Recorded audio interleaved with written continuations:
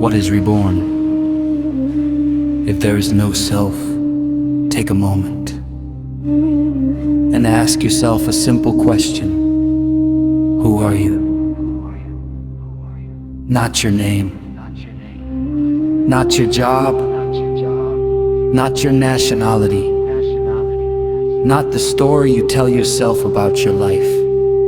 Who are you, really? At first, the answer may seem obvious. I am me. But the deeper we look, the more mysterious this answer becomes. Think back to when you were a child. Perhaps 5 years old. Your body was different. Your beliefs were different. Your fears were different. Your dreams were different. Almost every cell that once formed your body has disappeared and been replaced. Yet somehow there is a feeling of continuity. A feeling that the child you once were and the person you are today are connected. But what exactly is that connection? For more than 500 years, Buddhist philosophy has explored this question. And its answer is one of the most radical ideas ever proposed. The Buddha taught that there is no permanent self, no unchanging soul, no eternal identity hidden somewhere inside us. This teaching is known as anatta, often translated as non-self. At first, this idea may sound disturbing. If there is no self, then who is reading these words? Who is listening to this voice?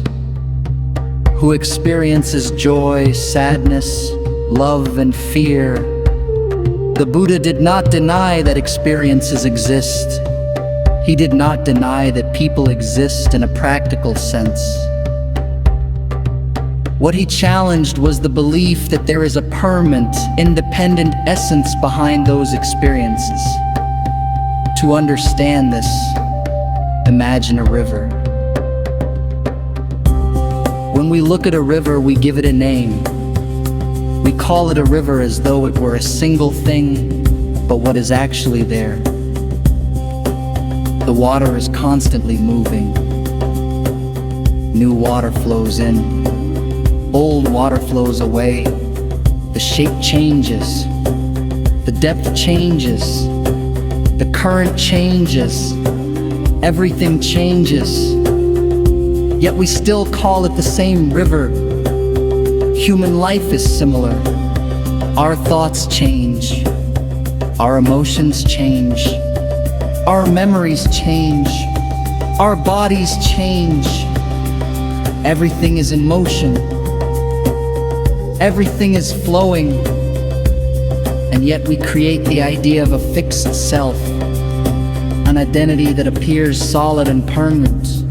According to Buddhism, this sense of self is useful in everyday life. But ultimately it is an illusion.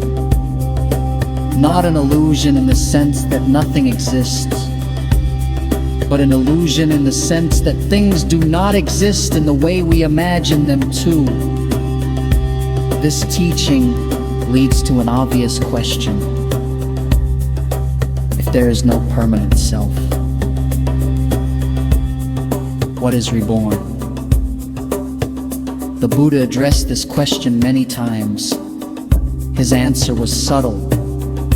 He did not say that the same person is reborn, but he also did not say that nothing continues. Instead, he described a process. Imagine lighting one candle from another candle. The second flame depends upon the first. Without the first flame, the second would not exist.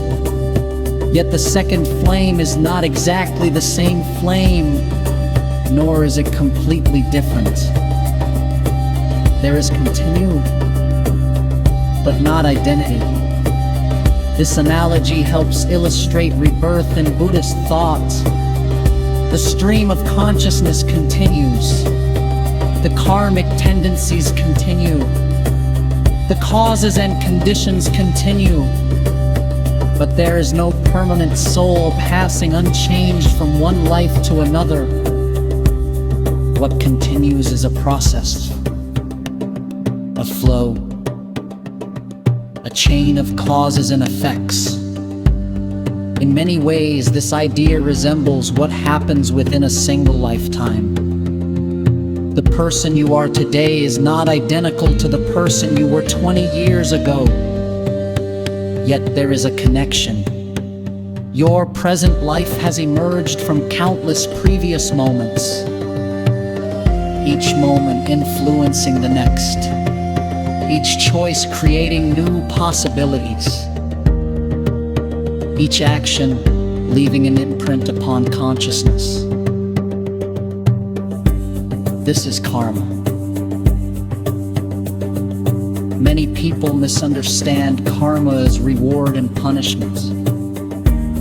But Buddhism describes something more profound. Karma is the law of cause and effect operating within the mind. Every intention matters. Every action matters. Every habit matters. Because each one contributes to the future unfolding of consciousness. If anger is practiced repeatedly, anger becomes stronger. If compassion is practiced repeatedly, compassion becomes stronger. The mind becomes shaped by what it repeatedly does. Like a path through a forest. The more often it is walked, the clearer it becomes. Eventually, those mental pathways become part of our character, part of the momentum that carries consciousness forward. And according to Buddhism, this momentum does not simply vanish at death. The body dies, but the chain of causes and continues. Just as a wave disappears, but the ocean remains. Just as a flame goes out, but can ignite another flame. This understanding transforms the way we think about life.